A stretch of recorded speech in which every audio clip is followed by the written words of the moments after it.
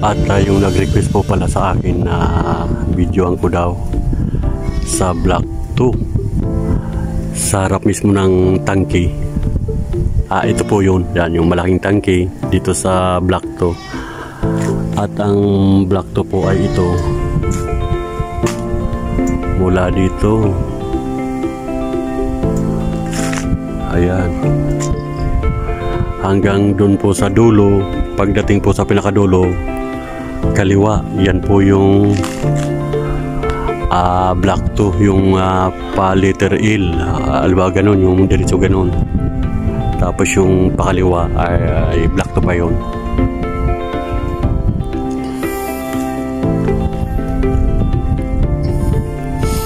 Ayan, yan po ang block 2 at sa gitna mayroong mga palaruan ng bata.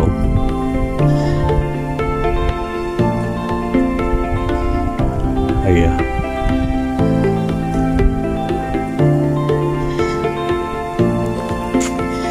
May bakante pa rito sa kwan. Siguro may itatayo dito. At dito may nagpapagawa na rin. Ayan. At yung bahay pala ni Ma'am Sylvia, doon banda sa block 2, lot 59.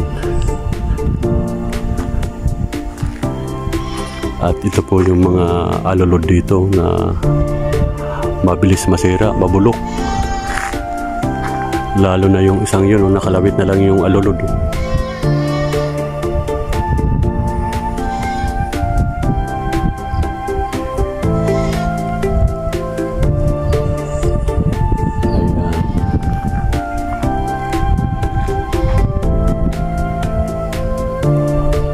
Ito po yung kabuuan dito sa extension yung malapit sa may tangke.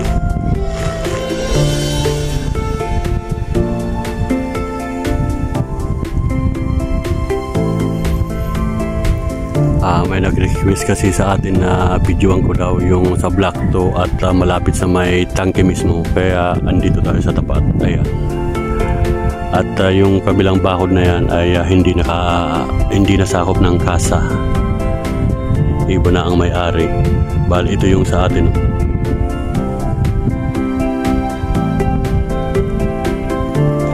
Lapitan natin yung palaruan, pambata ito eh.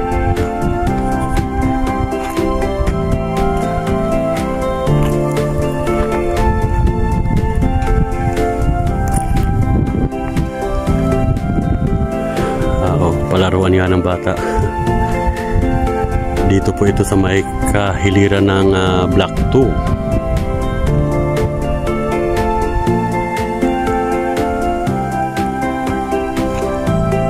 May swing.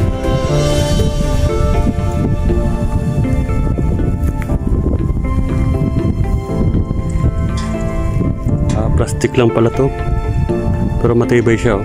Plastic.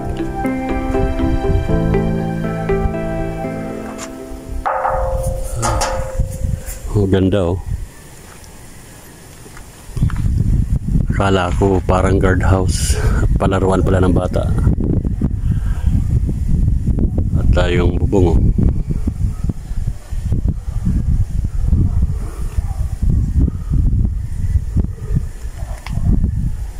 maganda. Enjoy yung mga bata rito. Pupunta dito sa ilalim at may upuan. Ayan Tapos aakyat dito at magpapadulas dyan sa may kulay dilaw.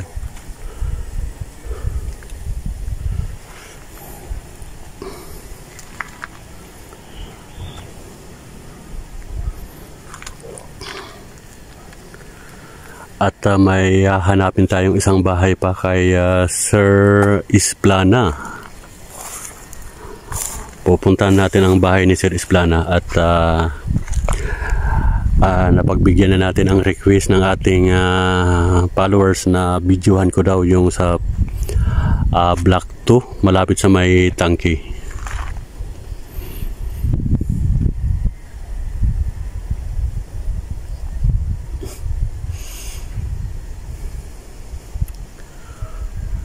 At mamayang hapon naman ay balik na naman tayo ng Maynila Kaya yung mga huling nag-request sa atin, kung sakaling may nag-request man ay matagal-tagal na naman natin mababalikan yan. Pero noted po natin yan.